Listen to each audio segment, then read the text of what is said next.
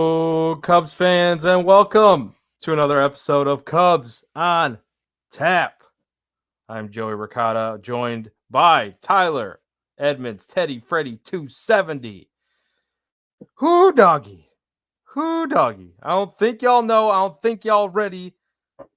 The Cubs are hot. Hot. With like 5 W's. HAWWWWWT. They sweep the Bucks, sweep them in Pittsburgh. The Bats, insane. That last game, insane. Can't believe they came back and won. But Tyler, how the hell are you doing, my friend? It has been like... It's been a minute since I've done it. It's been a minute since I've talked to you. Like, I can't remember the last time we did a show together. It may have been was it the All-Star break? Maybe. Damn. The All-Star break? Maybe the All-Star break. I think it's the last time we've done. Yeah. Joey, I tell you what, man, today's been one of those days where, like, you ever, like, wake up, you've got a job to do, you think you know what the job is that you have to do, you get to the job to do the job, you find out the job is a lot different than the job you were told, you do the job takes you like 2 to 3 hours longer, and you're just like, the rest of your day is just ruined. It's hot as balls. Maybe it's 100+ degrees that day. Maybe it's one of the hottest days of the year that day. It just sucks. And today just kind of sucked for me. But I tell you what didn't suck was yesterday thinking that game was going to end in a blowout. And lo and behold, wham, bam, thank you, ma'am. Cubs win, Cubs sweep. Holy crap. Here we are, Joey. Here we are. How are you, man? I'm good. And yeah, I mean, I have been there. I'm sorry that you had to go through that. There. We've all been there. You know, in a lot of ways, though, it feels like that's what the season is for the Cubs. Like, you know, you thought that they were going to be there at the beginning. You thought it wasn't going to take them that long to get to where they're at right now. 2 games over 500? Yeah. And it took you way longer than it needed to, and you finally got the job done. I'm hoping, and I don't know, and we'll get into it as this show goes on, but I'm hoping that means they will get the job done finally and let's hope get themselves back in the picture. I don't know. I mean, look, all we can ask at this point is they just keep taking care of business. And that's where I'm at with this team. It's nice to see. Of course, you wouldn't have liked we did not want them to go into a hole for 3 months or, 2.5 months, whatever the case was. Don't have 80% of the season. Yeah, pretty much. Yeah. Since end of April, pretty much. Yeah. I'm with you though, Joe. I'm at a point where they just got to continue to take care of business and not only win series. I said it earlier, like maybe at least probably the middle of this week. Maybe it was the beginning of this month. We're at a point where series wins are great, but when you can throw in sweeps, it's even better. And yesterday, finally, just when it looked like they were going to lose another potential sweep in a series, they come back, bounce back. Holy crap, here we are. And yeah, you've just got to keep doing that, taking care of business. Even if, and I get it, sweeps are hard. Tyler, you can't sweep every series. I know that, but we're at the point in the season where you've got to do the unthinkable. You've got to do the unthinkable especially if this team's going to make it to the playoffs. You have to. You got to start running the table on some of these seasons. I was a little upset that they couldn't run the table against the Marlins. You could say that about the Marlins. You could have said that about the Toronto series when they lost, 1-0 in that final game. Mm-hmm. So it was really nice finally this month to see them just slam the door after a game one we saw, and I know we'll get into it, a game one that was just a pounding offensively. Great to see. Game 2 was great too because you had a lot of guys. I know people want PCA was great this series. Miguel Amaya was great this series. Seiya Suzuki was great this series. I think one of the guys that goes unnoticed, Christian Bethencourt, obviously had a good game yesterday, but it was just great to see everything. Everything just felt like, other than, again, we'll get into it, maybe a starting pitcher that wasn't clicking very well, but yeah, it was just great to see just this offensive explosion. Yeah, that's what it was. It was an offensive explosion. I don't know, man. This sweep, it was unpredictable in the sense of, like, you look at how many runs they scored this series, 41 runs in Crazy. a series where Mitch Keller, Jared Jones, and Paul Skeens were the opposing starting pitchers. Yeah. That's like, if you would have told me that, or you would have said that they would have put up basically the second game wasn't double digits, 9 runs, but basically double digits in every single game in this series with those names going out there on the mound, Oh, I would have told you you're fucking crazy. oh, for sure. I'll be honest. I'll raise my hand after the what was it? After the Marlins, after losing that Marlins game, the way they lost on Sunday, I did not have the highest expectations coming into the series. Like you said, facing that three-headed monster in Keller, Jones, and Skeens. I get it. Jones was, I think that was his first game back in a while, but still. But that dude, you can argue when he's healthy can be just as dominant as Paul Skeens. And so coming into Monday, I was like, as hot as they were at that moment after Sunday, I get it, they lost, but they won that series. And then coming into Pittsburgh, my expectations wasn't the highest. Obviously, we always want the Cubs to win, obviously, but I just did not have the highest. Kind of like you, I didn't have the highest expectations looking at who was starting each day. I was like, those guys when they're locked in, they are unhittable. But hey, I guess they warmed the bats up on the plane, woke them up again, and here we are. Here we are. Yeah, you look at that might want to be one of the best, like you said, Jared Jones is kind of on that same level as Skeens. Like, those three together, might be some of the best, like, Oh few yeah, pitchers to a rotation for in sure. the majors. Really. They could possibly be the best. I mean, yeah, Seattle's got a dominant pitching staff 1 through 5, but past that, as far as 3 guys, 3, yep.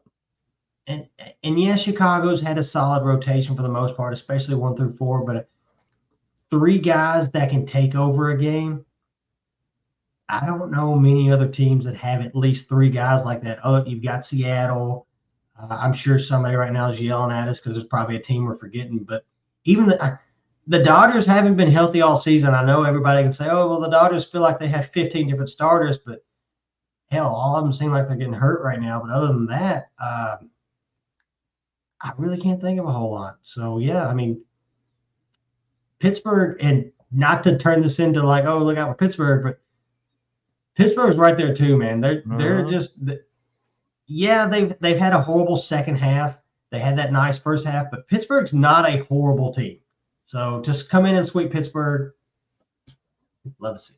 And their bats, like, in this series, and we'll go through, like, the whole game result breakdown like we normally do here to recap a series.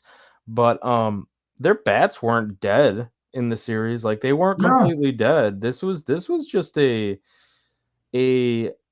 overpowering offensive performance from the Cubs, and that's what makes me, like, when I looked at the schedule, we've been talking about it for a few weeks now, how weak the schedule is coming up outside of, like, the Yankees and the Dodgers. But you look at the schedule and you go, okay, Pittsburgh, that could be kind of tough. And it's because of the pitching. So when their bats are actually, playing up to snuff, they're a really hard team to beat. So, like, the fact that you were able to just get to that pitching staff and, even with their bats, for the most part, performing, I think they had like 5 runs in every game in the series too. Yeah. I think that's impressive, man. So, yeah. But Tyler, I want to remind folks here that are tuning in, and we appreciate all of you here that are joining us so late because we are here at, well, I mean, I guess if it was like a normal game, let's say they had a game tonight, like the recap show might be a little bit later at times too. So it's not really that late, but it is getting close to the 11 o'clock hour here Central Time. But, thank you all for joining. Want to remind all you guys, Cubs on Tap is presented by OnTapSportsNet.com, the On Tap Sports Network. We are one of 2 official Cubs podcasts here at On Tap Sportsnet. And yeah, that's pretty much it. We'll get to the rest of it later, but definitely not as smooth as as Ron with that, but don't want to forget that. But Tyler, what do you say, man? You want to dive into the whole series, basically? Yeah. Start with game 1. So, actually, before I do that, we do have some comments here. Scott says, one could say the Cubs are the hottest team in MLB. Hank says the best part is watching the young guys like PCA and Amaya getting better and better. Totally agree. And then Scott with points allowed by Steelers to the Bears from 1970 to 1988 equals 36 points. Runs allowed by the Pirates to the Cubs August 26th through 48th, 41 runs. Yeah. Pretty freaking wild, man. Oh, yeah, for sure. Like as far as and just jumping into the first game real quick, honestly, the biggest story about the first game, 21 hits. You look in the box score, 21 hits. I don't care what the other team does. You get 21 hits, you're going to win the game. Sorry about it. And James Tyon, to be honest, I don't know. I mean, he at least probably had at one point, at least an 8-run lead at one point.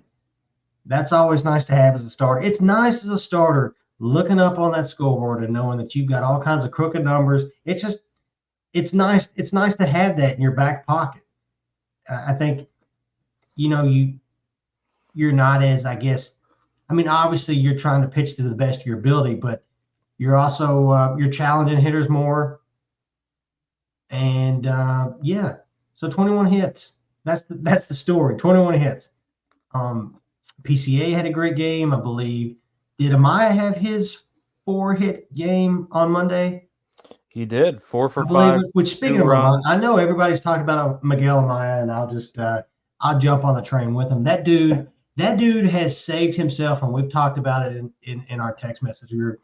That dude has saved himself from a demotion this second half of the season. He was a guy, I'll raise my hand. I wasn't impressed with him in the first half. In fact, I was pissed off at him in the first half. I thought there were several games in the first half defensively that cost this team some games. And it didn't help when he went up and he just ground out. It felt like anytime he came up, it was a ground ball to short. That's honestly what it always felt like. His ground ball to short was like Jason Hayward's ground ball to second.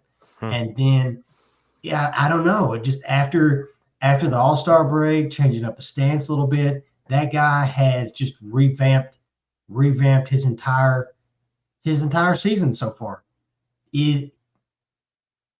Am I sitting here today saying, hey, this guy's the 2025 opening day starter? He's going to take all the,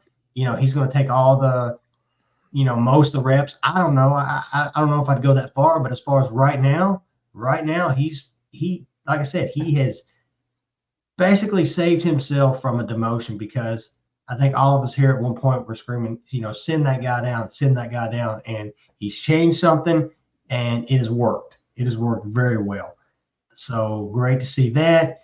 Seiya Suzuki had, I think he had multi-hit games in every single game this series. I believe he had 8 hits in these 3 games. And wow.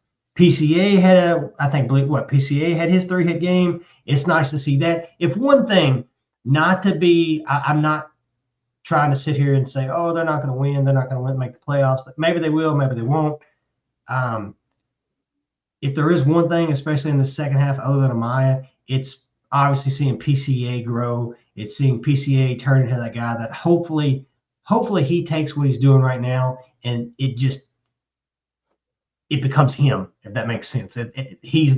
That's his game, which we know, obviously, as we've seen so far this series and another series, he's shown glimpses of that. And I'm hoping this series right here is just almost like a breakout, almost like this is me, this is what I can be, this is what I'm going to be type thing, you know. So it's nice to see him grow, and again, it's nice to see Amaya grow. So if anything, it's nice to see that this, and hopefully it continues into September as well.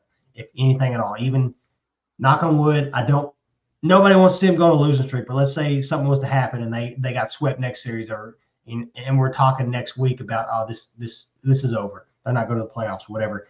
It's at least nice to see PCA being the PCA that we all have thought he could be. 100%, dude. Dude, watching PCA play right now is nutty. Like It is, man. It is. He's turned into that guy. He gets on first base, he's going to be on third base. He's going to be on third base before the inning's over. Dude, and you know what's crazy? I don't want to skip ahead games here, but I will just for this one. The Cubs in that last game, they had 4 stolen bases, among all the hitting that they did to make that comeback.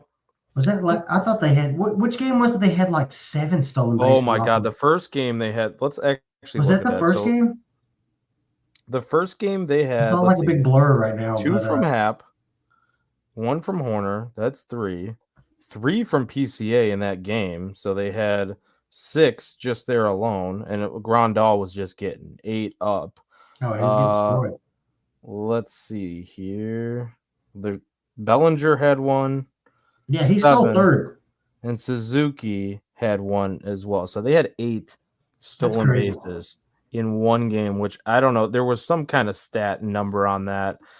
First time since like 19 whatever. I want to say they had 7 stolen bases by like maybe the 4th inning. Oh, yeah. Something stupid. They were getting these steals. I mean, really, they took over the game with their legs, and they are starting to do that. They're starting to run more and more, and I love it. Not just, and I get it. People can say what they want about Yasmani Grandal. I get it. He's not the guy 5-6 years ago, but it's still impressive, especially against pitchers that throw high velocity like 2 of the guys of this series do. So yeah, it's cool to see. Absolutely. I love the aggressiveness. Like, I do love that, especially when you are hitting. Like, it's one thing to do it when you're not hitting the ball well, because you have to make things happen and play some small ball. But they were hitting the ball and stealing the bases. So they're just like, we're just going to beat the piss out of you any way that we can. And I love that. But PCA in that last game, dude, the Cubs that stole 4 bases in the game, PCA was 4 for 4. 4 runs scored, 1 RBI, 1 walk. He was on base every time, and he didn't have any of those steals. That's insane to me, considering every time that he's on base, he steals a base. Like, that just goes to show you that he didn't have to be the one to do it. Like, maybe there were guys on base every time. I don't know. I'd have to watch back, honestly, to see that. But so that was kind of a nutty thing that happened in the last game there. But quickly, we'll talk about kind of the scores and everything here. So 18-8, game 1. Cubs exploded. Tyler, you mentioned the big lead that Tyon had. It was 11-2 going into the bottom of the 6th inning, and then really into the bottom of the 7th inning, actually. And then Tyon he started grooving some pitches. He was, like you said, he knew he had the lead and he could just kind of start pounding the zone, and eventually he had to get pulled out of the game, but the Cubs still get the W, 18-8. Dansby took a bomb out in that game, and then he had 2 home runs in this series, another one in the second game. And Paredes also hit 1 out. Dansby's was a grand slam in the 6th inning, which really opened up the floodgates in that 6th inning. But good to see there. Tyon goes 6 2/3, 8 hits. This is just his ledger here. Really pitched a little bit better than I think what his final line was, though, for the most part. But 6 2/3, 8 hits. The 7th inning. Yeah, 4 runs, all earned, no walks, only 3 strikeouts, but not a horrible day pitching into the 7th inning. That's always his pitch count was really low going into that. Ethan Roberts got touched up a little bit. So did Jack Neely. But neither here nor there. It doesn't really matter. The Cubs get out of that with an 18-8 victory, and then Rowdy Tellez got himself some work on the mound. So a little bit of fun for the fans if you're into position players pitching. Sometimes it's a little bit of a, I don't know, whatever, kind of stupid, but it's kind of funny too, especially when there's a big dude like that. Game 2, Cubs win 9-5. Pirates took an early 2-0 lead in this one, so that was, they had to claw back. Fourth inning, Cubs put up 5 runs, and then in the 5th inning, they put up 4 runs. Wind up, giving up a few more to the Pirates, but still taking it 9-5. Suzuki, he hits a big home run off of Jones in the 4th inning with a man on, and then Swanson in the 4th inning as well with a man on. So 2 big shots there in the 4th inning really got the party started. And Suzuki again, multi hits in this one. Amaya had a couple hits and a couple RBIs in this one. Crow Armstrong, if there was a bad game that he had, it was this one, but he was 0 for 3 with an RBI and a walk, and pretty sure he probably stole a base. I don't see it here. So maybe he didn't steal a base in that game, but whatever. Justin Steele, 5 innings, 6 hits, 2 runs, 2 earned, 2 walks, 6 Ks, solid outing for Steele. Nate Pearson, Keegan Thompson got into the game. Daniel Palencia had kind of a rough one. Welcome back, though, to him and to Keegan. And then Porter Hodge got in there and kind of shut the door down. So Cubs get out of there with a W. And then the fun game, Tyler. We were both working. We got to make as far as the middle game. That was also the game. Everybody, like a couple of my buddies, were texting me because it was a Cub. It happened to a Cub, but as far as the Justin Steele incident, they were like, "Oh, well, the umpire found stuff on his hand, and all he had to do was wash his hand." But the same guy, Edward Diaz, he had rosin, and he had it on his non-throwing hand. He didn't know that was He didn't know that was even a rule. That's the thing. They want to get that's when you know like how ridiculous this is, because players don't even they don't even understand it. Like, it's just confusing as shit as far as like what they can use and what they can't, and all that kind of stuff. Like, I get it. They want to be, they want to cut down on all that stuff, and they've done a good job of it.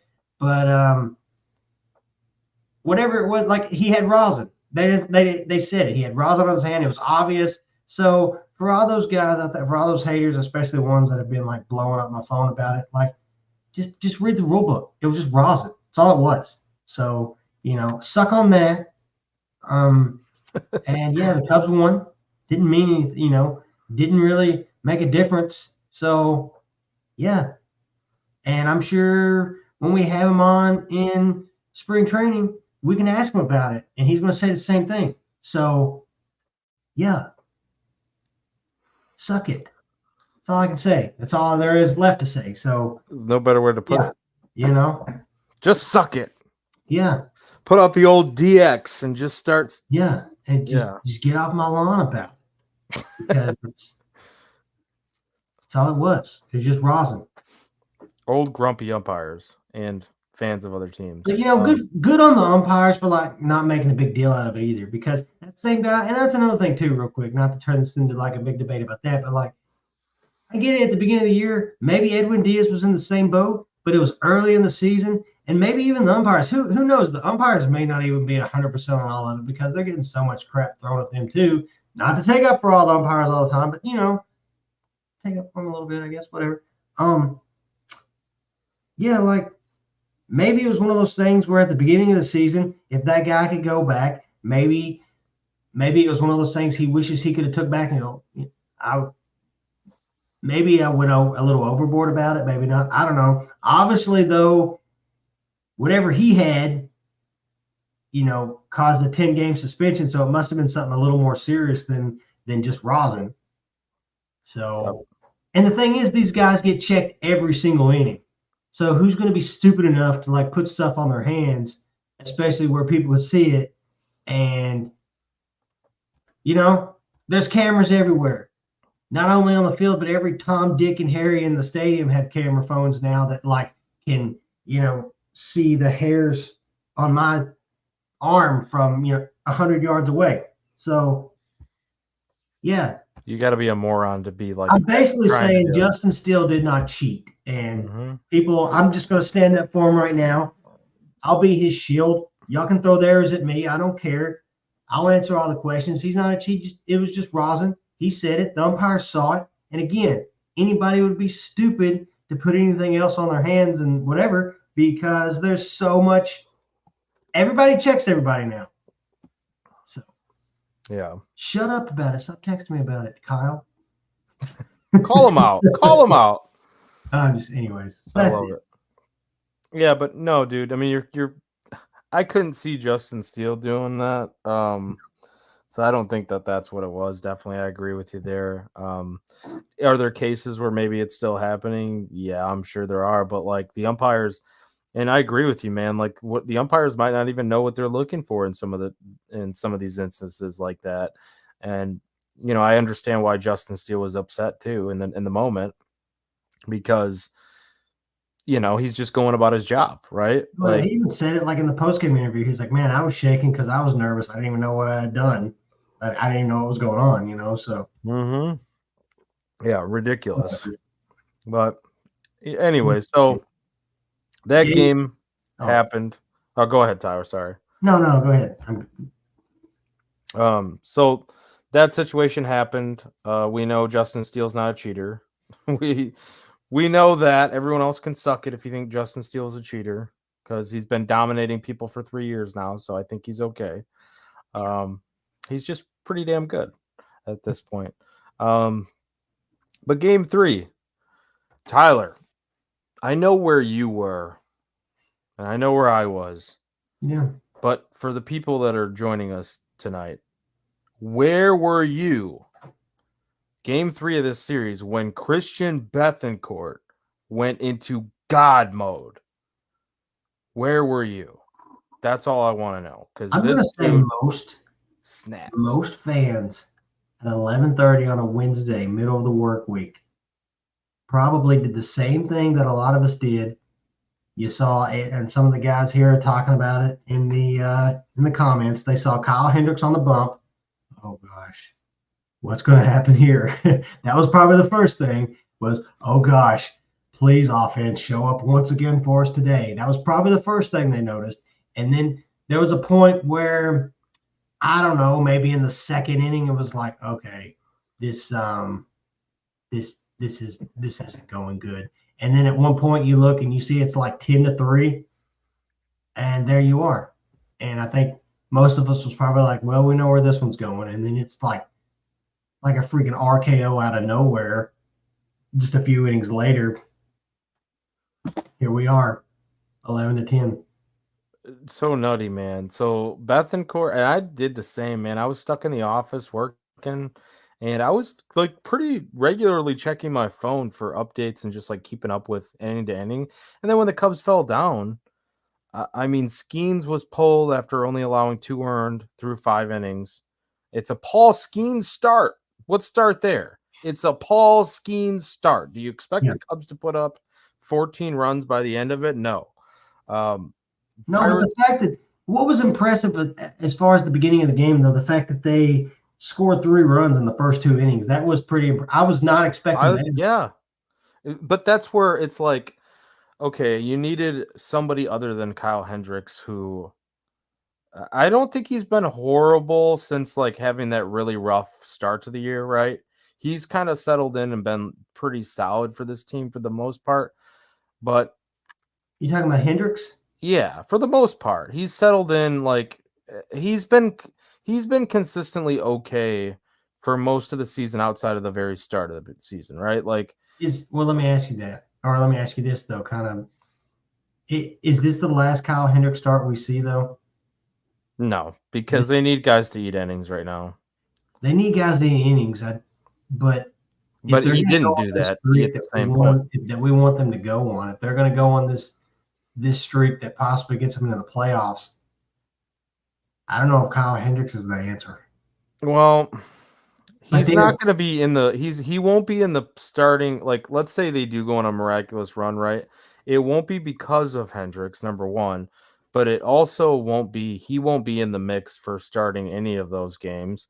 Oh, no. Absolutely not. But No. I mean, you look at his line. Really, the only other outing he didn't make it through 5 his last outing, which wasn't good, but and didn't even have a strikeout in that game. Holy crap! 4 2/3, 7 hits, 3 earned, given up against the Marlins, which they ended up winning that game. They won 6-3. The offense came to life in that game too. But the only other game where he's been pretty bad outside of that since then was July's 26th where he gave up 6 earned against the Royals. So, and then before that, you got to go up to June 30th. So, like, it right now, it feels like he's good for one of these at the end of each month where he doesn't really have it. And that's fine. I don't think he started his last start because I feel like if you're going to send him off, especially when you're 5 games back in a wild card race, nonetheless, you're probably going to send him off at home. Like, at this point, I feel like he's starting in the rotation until the end of the season, but that's also due to the fact that they don't have the horses in the stable with like Ben Brown being out and, the struggles of Hayden Wesneski and whatever's going on with him. I think he's hurt too, right? So Yeah. there's a lot of like, and Javier Assad, who he had a good outing, I think, his last time out, but he was having some major issues with like walks and not getting deep into games and get beat up a little bit recently too. So At like, this point, if I had, I'd definitely take Assad over Hendricks for sure, though.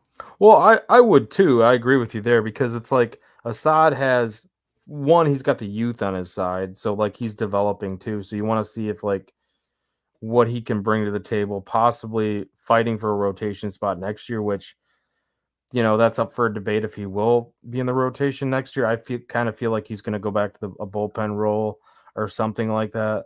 I think it just all depends on what moves they make. But anyways, that's an off-season topic. Yeah. Yeah, that's an off-season type of thing. But I mean, I basically the only reason why I bring that up is because I think they're really the three guys that you can rely on, kind of like the Pirates. The 3 that you can rely on all season have been Steele, Shota, and Tyon. And really outside of that, it's been a hit or miss good or hit or miss bad, I think, for the most part, which for the most part the rotation's been good with the fill-in guys too. But yeah, I don't know. I'm not crazy about Hendricks being in the rotation. I also am just like whatever at this point. Like let him ride out his career with the Cubs, and wherever he goes from here after the end of the season, that's fine. But I'd like to see him send him off at home, basically. But so if we're looking at the rest of the series, Bethancourt, dude, he did some stuff that like, I mean, so basically the game was 9-3 safely. They were up in this game 9-3 at that point. When Skeens left the game, Cubs were up early in the game. They were up 3-1. And then Hendricks, of course, like we were just talking about, got rocked a little bit. They were then down 10-3 as late as the 7th inning. Cubs came storming back, 2 in the 7th, 3 in the 8th, and 6 in the 9th to win it. Bethancourt, the home run, 7 RBI day, which is his career high. Pretty much unreal. Baseball Reference had a tweet put out there that Bethancourt became the first player in their database to record multi RBIs in the 7th, the 8th, and the 9th innings of a game. And by the way, he also stole a base, which is pretty crazy. For a catcher, like I don't think he has much speed.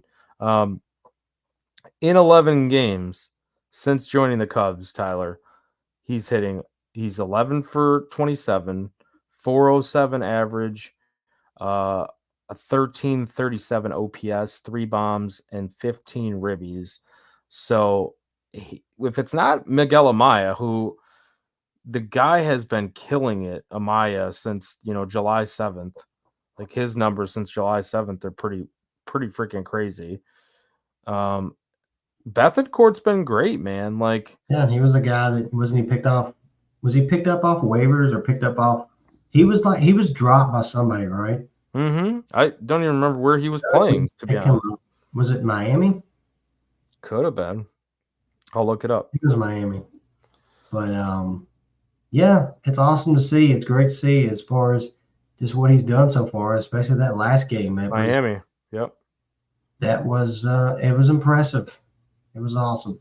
But yeah, maybe he's earned himself already a ticket to spring training next year. Maybe he's earned himself at least a bench role for next season. I don't know. I guess it just depends on what things look like at the end of this year going into next year. But right now, Christian Bethencourt has been a pretty nice pickup Yeah.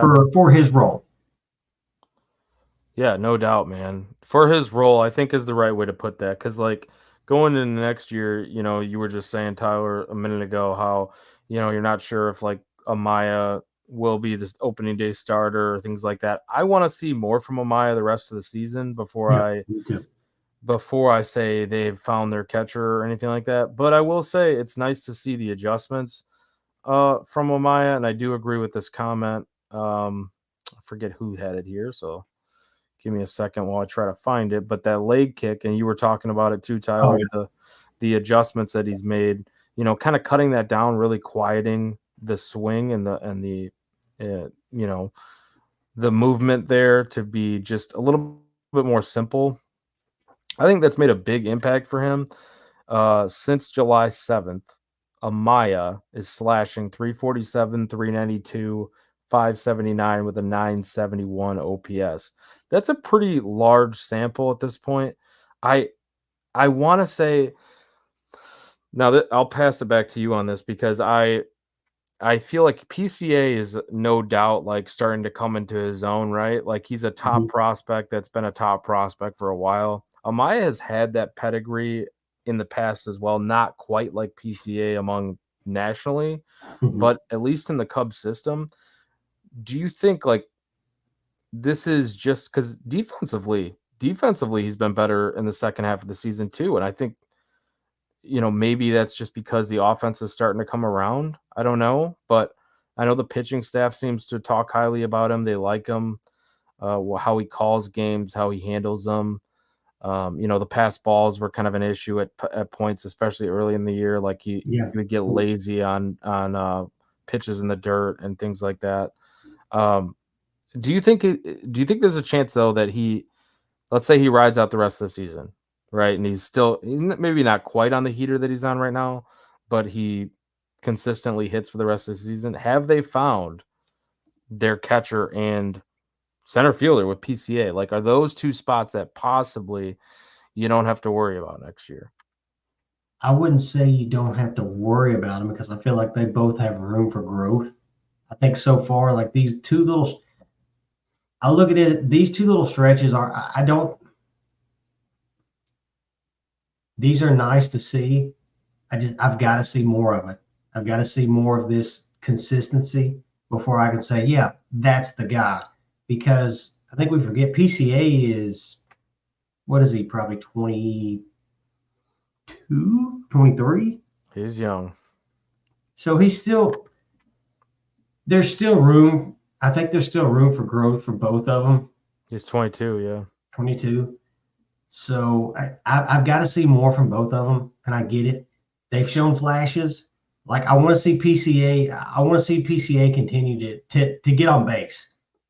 I know a lot of people have been saying before, like at the beginning of this year, like, oh, he could be the next Corbin Carroll. He could be the next 30 home run guy, and steal 50 bags. And it's like I don't think he hits his home runs here and there. I don't think he's not a home run guy. He's going to hit them here and there, but like with his ability, I would rather see him get on base and do his damage, stealing bases, getting over, and next thing you know, scoring runs off of whatever, because he can do that. He's shown that. I really want to see, especially for this whole month of September, it'd be a good time for him just because of the situation that they're in with this team. It'd be a really good time to see, hey, let's see if he can take what he's doing right now and continue to do it and make adjustments when needed, everything like that. Because everybody, it's major leagues. Everybody's going to pick up on everything yesterday. So it'll just be interesting to see. And same thing with Amaya. Amaya's got a hot stretch right now. It will just be interesting to see if those guys can continue to adjust. So to say like those, to me, it's still, I guess, a little too early to talk, to say if that's going to be the guys for 2025. I hope so. I really want to see more. I really do. And I think there's more from. I think there's more for, especially for PCA. I think there's more for both of them. As far as Amaya, the thing with the catching situations, and I want to say, wasn't there a report just a few days ago that supposedly Chicago was going to look for catching options in the offseason? But when you think about it, what options are out there other than trades? And again, we'll get into all that this offseason. I know Juice has been talking about a guy. I won't say who. I don't. Juice has been talking about some guys, especially a catching prospect, or not a prospect, but just a catcher in general. But as for right now, I want to see more. That's fair. That's totally fair. I think it hasn't been long enough to say for sure. And just right here, what Darren says, it's a good point. If a trade pops up for a super quality catcher with a bat, yeah, you take that option, or you make that trade if it makes sense. Yeah. But also at the same time, when you look at it, there's not many catchers out there in the majors that can do both really well. So a lot of those teams that have them usually keep them. It sucks, but they usually do. So, but again, yeah, Darren, if that opportunity does come up, yeah, they'd be crazy at least not to try to get them. Well, that's why I wonder, Tyler, how much the offense, like, let's say it's not as crazy as you want it, that you would like it to be, but because this team needs basically above average at each spot because they don't have a superstar, right? But let's say they get rid of another, I need an above average from this position, and they get a superstar somewhere else at a different position. And then all of a sudden, because of how well he's liked among the pitching staff from a defensive perspective, or like how he handles them, maybe the offense becomes a situation where it's good enough to play catcher, and then you still have somebody else competing for the position, like a Moises Ballesteros, who we can't rely on. He's not here yet. We can't rely on that. I don't want the Cubs to put themselves in a position where they're relying on anything from the minors, right? Like, they should be going after it next season. Like, go after it, man. But this is all discussion for off season. But I do like that where this conversation kind of steered for a minute. But yeah, man, there was another good point up here. I don't know if I brought it up yet, but Darren says, be fun seeing PCA lead off some, but he's become an RBI machine and base gobbling monster in the bottom half of the lineup. I really like that point. I look forward to, Tyler, the 8-9 spot right now. We were just talking about the two guys there, and even Bethencourt when he's in there. That 8-9 spot is so fun to watch right now. It's because PCA is so fun to watch too. Yeah. Like, do you want to see him in leading off? I look at it this way. If things are clicking right there, right in the spot that he's in right now, why change it? Why change it? He's what we say? He's 22 years old. He's young. I don't want to see him get into that leadoff spot and almost try too hard to get up. You know what I mean? To chase after stuff, and not just maybe he does, maybe he doesn't. But if things are clicking right now in that 8-9 spot for him, it's the same thing. I believe it was the beginning of last season when Nico Horner was put in the 8-9 spot, and we saw how well that did for him. And I get it; he ended up jumping up further in the lineup, but I don't know. I kind of like him in that spot. How many teams can say they have a PCA type player in the bottom of their lineup right now, doing damage, basically like another leadoff hitter in the bottom of your lineup? So I like where he's at. Not many teams can say it, Tyler. That's the thing. It's like, if it ain't broke, that's the old saying, right? If it ain't broke, don't fix it. Yeah. Why mess with it at this point? Maybe next year you entertain that, but Hap's been good in the leadoff spot. Mm-hmm. Hap's been really good in the leadoff spot, and he's on base guy there too. So yeah, I'm pretty much with you there. Yeah. But yeah, at the end of the day, man, it was just nice to watch the Cubs sink another pirate ship. It was great. Mm-hmm. Yeah, Darren's right. I just know that's going to be that'll be a big talking point. That'll be a big talking point this offseason, I believe, from Juice. I believe we're going to hear a lot about him this offseason. Yeah, I like Shea Langeliers too. He's really freaking good, man. Like hitting wise, he's got power. He's got thump. He hits what 20 plus this year so far, homers. Probably, yeah, He's for a good sure. player. Scott had an interesting question. Who gets the call up when the rosters expand by Esteros, Casey, or Alcantara? It's not Alcantara, I'll tell you that. I mean, I can almost guarantee it. If anything, maybe Casey. I don't see Ballesteros yet either, but who knows? Who fucking knows? I do not know. Good question. So, Tyler, we already talked about the bats being hot. Series recap here. Obviously, we just talked about 14-10. Cubs come back and win in really insane fashion. But there's one other thing we probably should get to, which was really weird in that last game. Drew Smiley placed on waivers and then ended up pitching in that last game. He didn't have a good outing, obviously, but like that's a weird situation to me. I mean, nobody obviously claimed him yet and hasn't yet, so he's probably still on the Cubs at this point.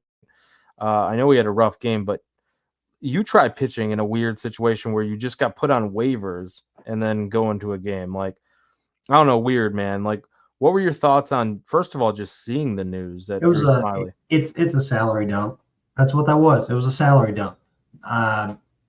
And during the All Star show, I admitted that I thought out of everybody on the roster, Drew Smiley was going to be the number one guarantee guy to get traded just because how well he was pitching. You got a lefty with World Series experience. I believe he's a World Series champion, and he's got a sub 3 ERA as a lefty. That's pretty good. I think this last month of September, he would have only been owed like maybe 1.5 million. Um, which one, I was kind of surprised that nobody jumped on it through the waivers. But two, it's like if you're going to throw him on the waivers, if you're going to throw him on waivers, why not just trade him to begin with? With that being said, it just makes you. It's like you see that, it's like really you're trying to dump that. You're just trying to get that salary off the books right now? Like I don't know. It was head scratching for sure, but whatever. He's been good, and I thought like the Hector Neris being put on waivers, it wasn't surprising that we picked him up, and then it also wasn't surprising that the Cubs dropped him because I believe if he would have made like what maybe five more starts or five more outings or appearances or whatever, he would have been owed even more money. And so yeah, I can see that. But the Drew Smiley thing was yeah, it was a little head scratching. But he's here Yeah. now. He's here to stay. Let's hope. Let's hope he's a guy that just helps get us to where we want to be at the end of September. I hope so, man. I hope so. Speaking of September and October, I guess, because we need September to get to October if we're gonna have a chance there. Playoff update, Tyler. We did have some teams in action tonight. It looked like the Braves lost, so that's a good thing for the Cubs. Yep. The standings now sit for the wild card. We have Arizona, San Diego, and Atlanta. Atlanta, that last team, of course, still there. 3 games back are the Mets, and then 5 games back, Cubs cut a little bit, at least picked up a half game today on the Braves since their loss. So they are now 5 games back for that final wild card spot. Tyler, it's good news on an off day. You couldn't lose. You could only pick up a spot.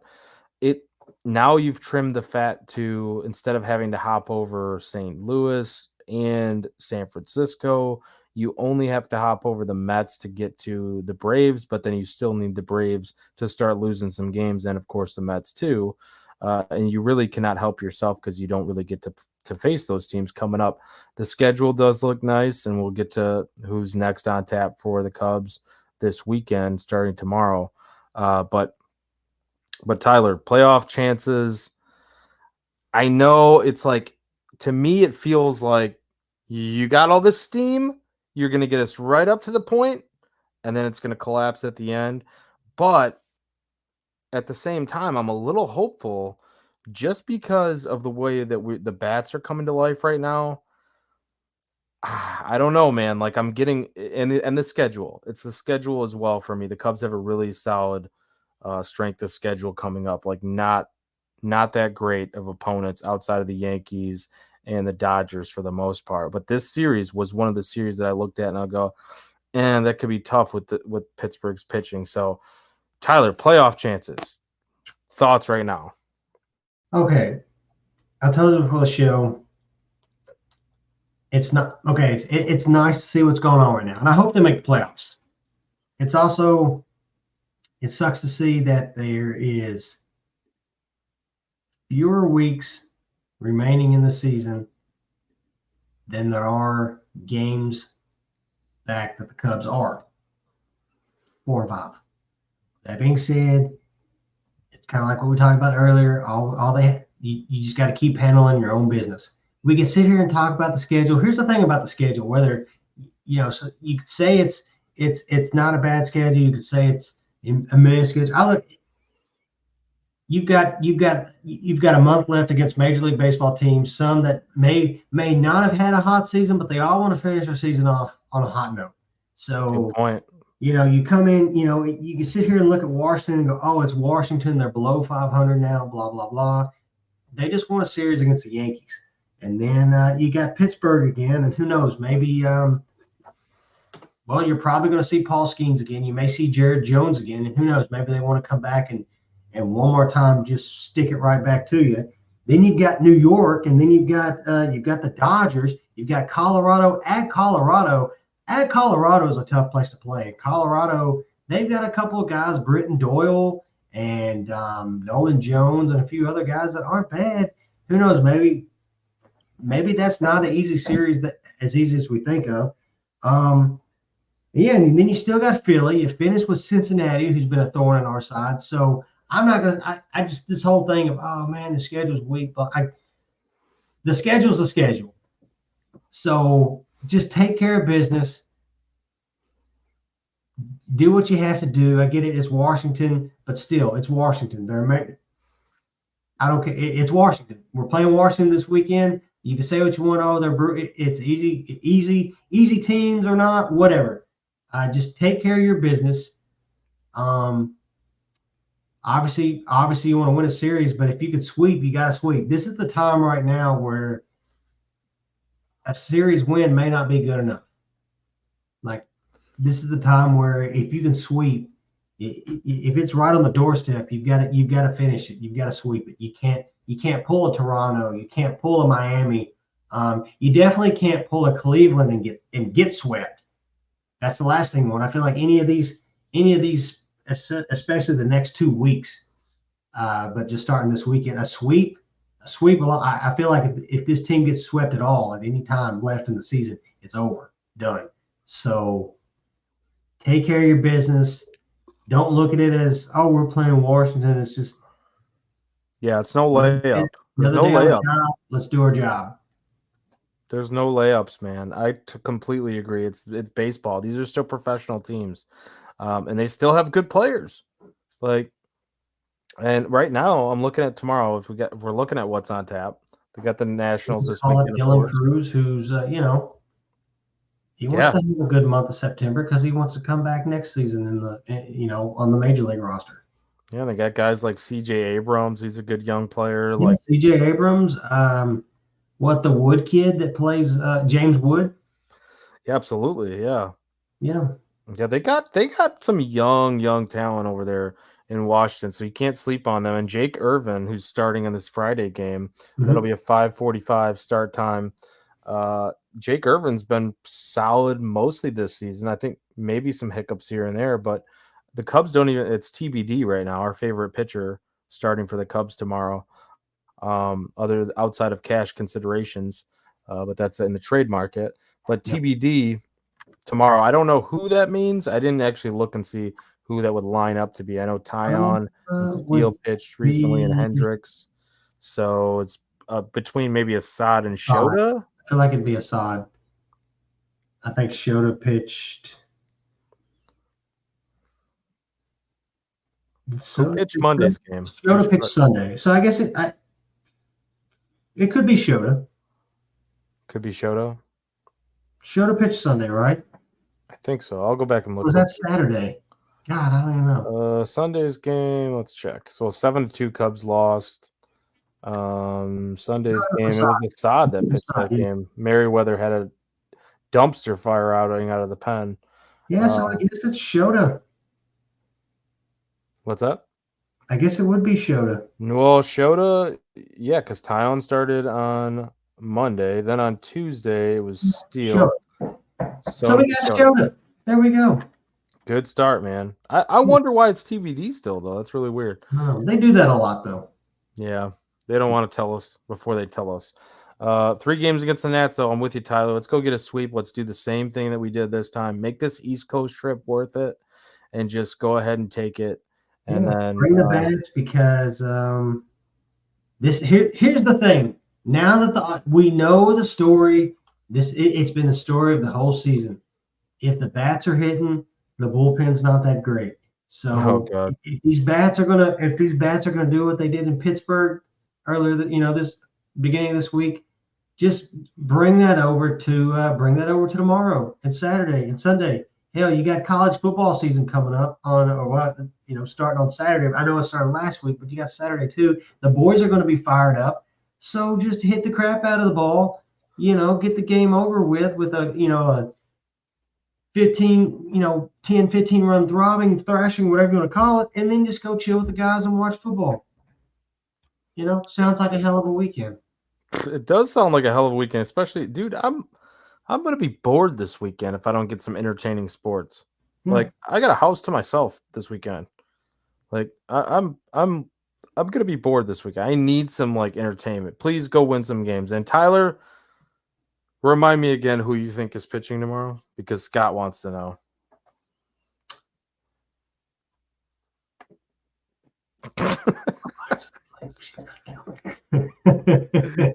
All right, you don't have to, but what is his name? That's coming back to me. Hang on.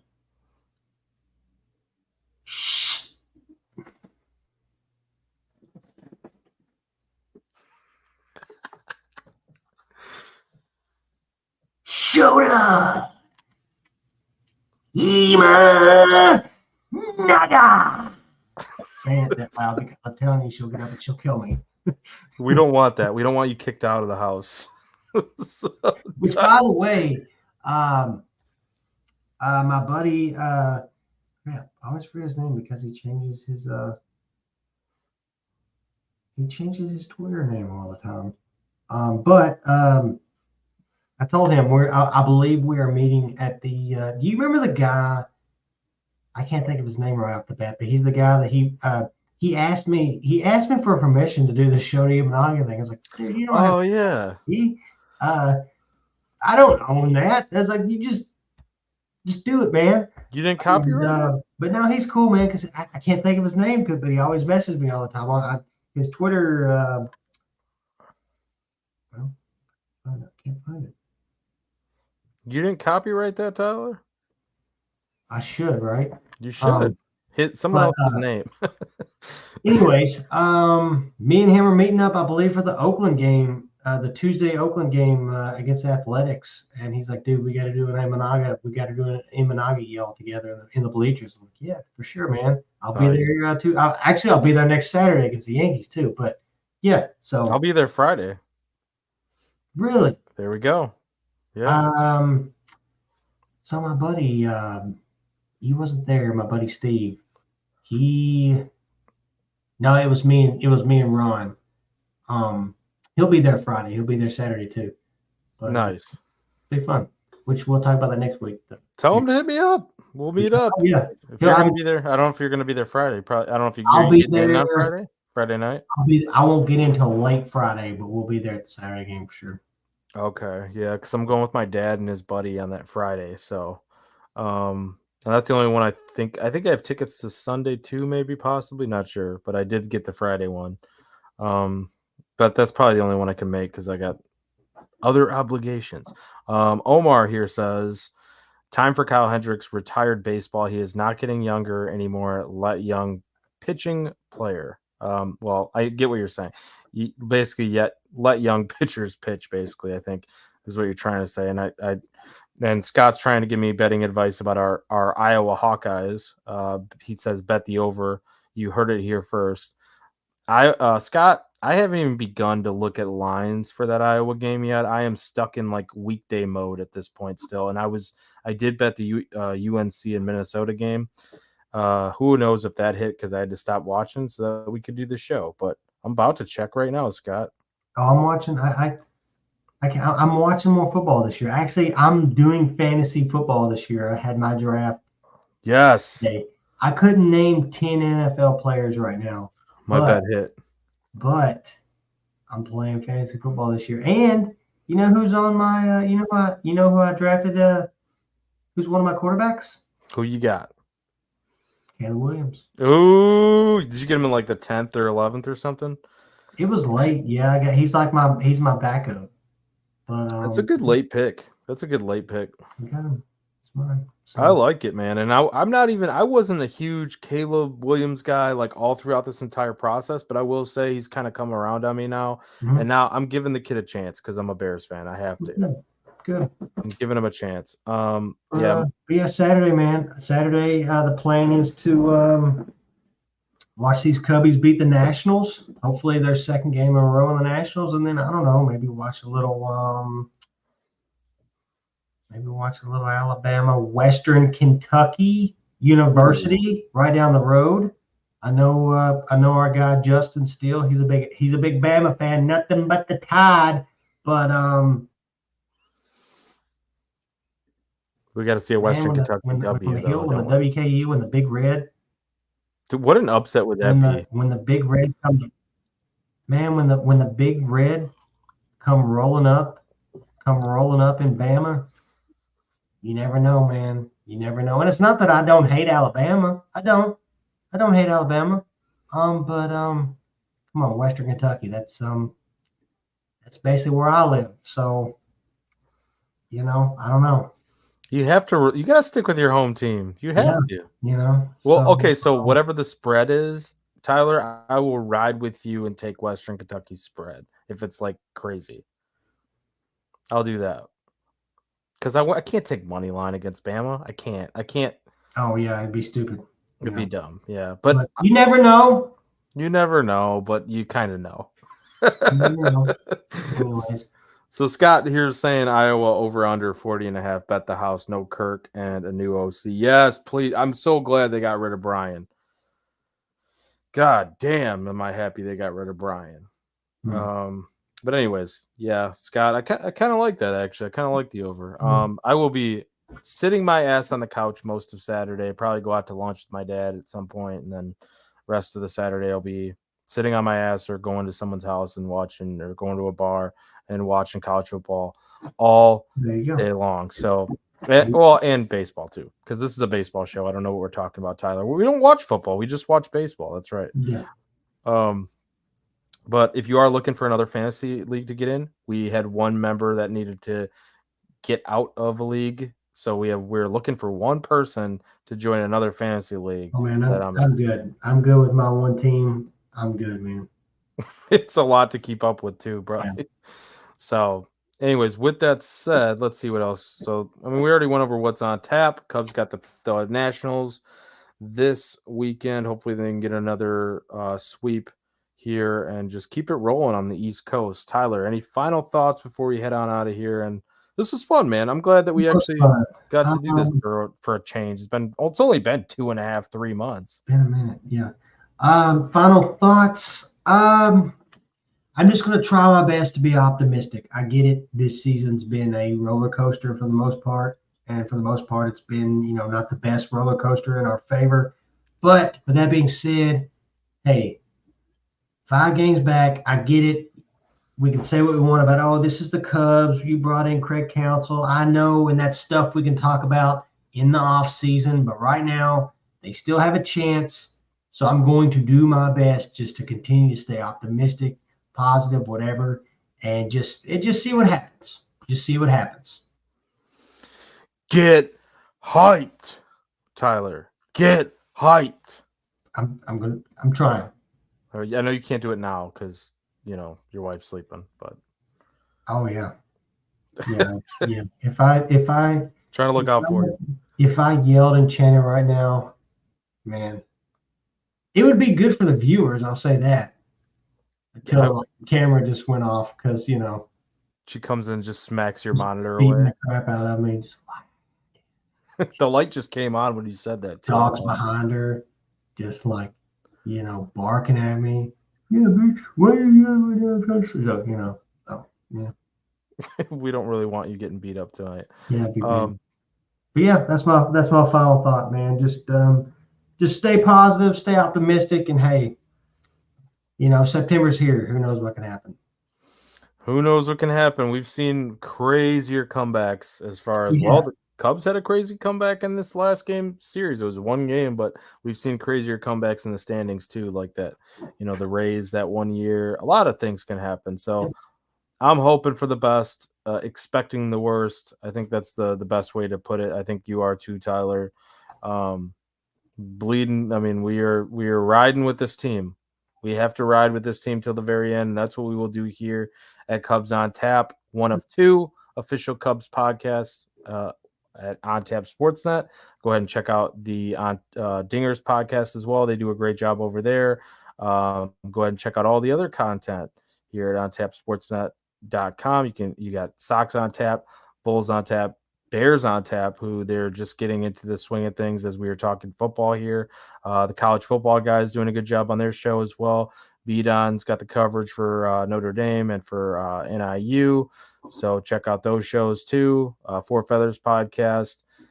Make sure you're checking out. If I'm missing any sports, sorry, didn't mean to, but a lot of sports related content at OnTapSportsnet.com. And then follow all the guys here that do the Cubs on Tap show. Me, Joey Knows Nothing. You got Tyler at Teddy Freddy 270. Juice on Tap, Loose on Tap, at Juice on Tap, at Loose on Tap. And then you also have Nick _ on Tap and Silent Bob _2 and Bulls Guy Rob. Those are the accounts to follow. So I do not memorize all these, so I literally took notes, Tyler. Yeah, I went and looked. Yeah. But sorry, what were you going to say? No, I'm right there with you. Oh, I thought you had like another final thought. So anyways, we are Cubs on Tap. We're going to get on out of here. Tyler, what do you say, man? What you got a promo we can cut tonight, or you got to keep it quiet, or are we just getting out of here the only way we know how? Just when I don't have it right now, but hey, you know what? We just sank a ship. I can't say. Never mind. I don't want to say what I want to say because that I was going to say, well, we just sank a ship. Now let's go to Washington and storm. But I'm not going to say that because So on that note, FTC and FV Nats. I don't know. FTN. All right. Let's go Cubs. Let's go Cubbies. Later, guys.